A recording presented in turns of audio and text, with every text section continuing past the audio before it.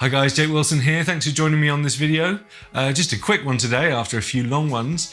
We're going to be looking at sliding. So I was watching back some video I did of my playing on a recent video, and when I was going through the footage I noticed that I was occasionally rushing my slides, which might throw me off my phrasing. So I devised this exercise mainly for myself to just try to get a grip on the sliding thing, to make sure it wasn't forcing me out of time or giving me other problems with my phrasing and playing in general. And I think it's something that could be relatively easy to resolve. So I figured, well, why not make it a focus of one of these videos and maybe help a few people with it.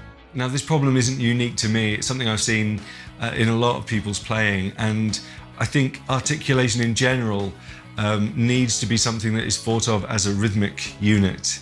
So what I mean is, you sometimes get people go. Now, that's all nonsense, because there's a lot of good moves in there, but none of it makes sense to time. Whereas if you watch someone like Josh Smith play, he'll put all the same things in.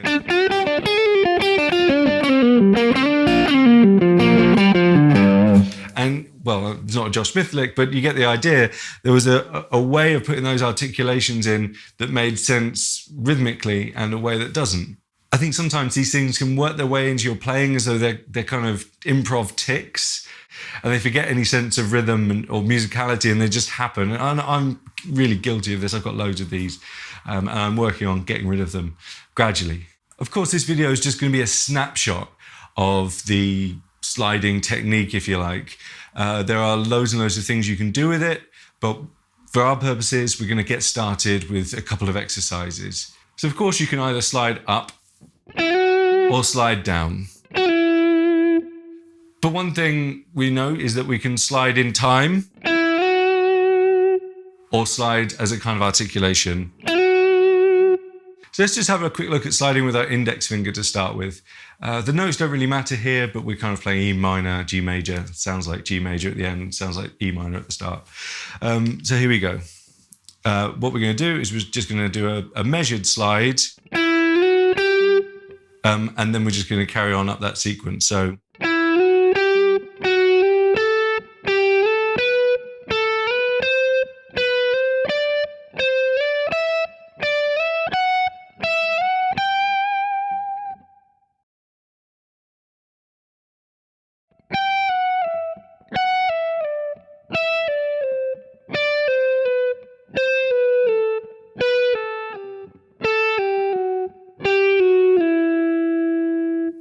Give it a go. It sounds a lot easier than it is, I think, because one thing I find is that the slide will want to either go early or not really settle in a musical way.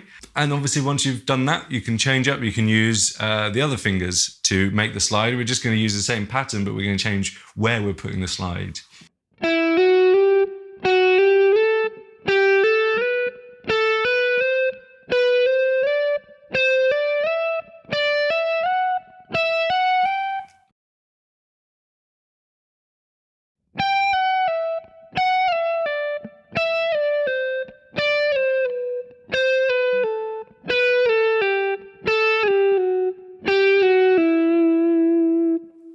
Again, that's much harder than it sounds, but I'd like you to have a go at it and just see how consistent you can get it sounding. Even though mechanically they're really similar, we should also look at the kind of unmeasured slide.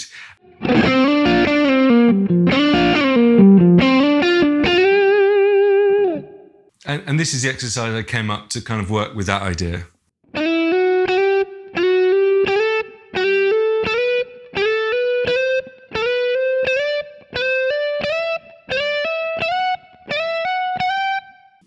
We should probably look it down as well, although this is really tricky.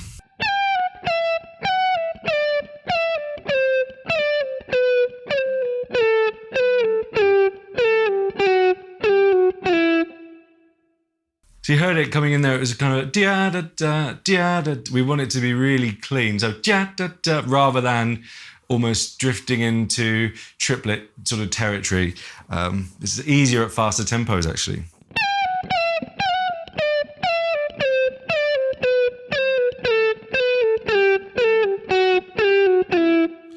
Missed one, but hey, there we go. So I hope you have some fun with those exercises. They're a lot harder than they sound, so please give them a go and let me know what you think. And if you enjoyed this video, please like, subscribe, and leave us a comment. All those things are really appreciated. As always, I've left a link to my JTC product. Now, these are lesson packages that go into all this kind of thing, but in more detail with some structure and rigor involved. And yeah, they're really cool, so check them out. They're in the description box below. You'll find them there. So thanks again for watching, and see you soon.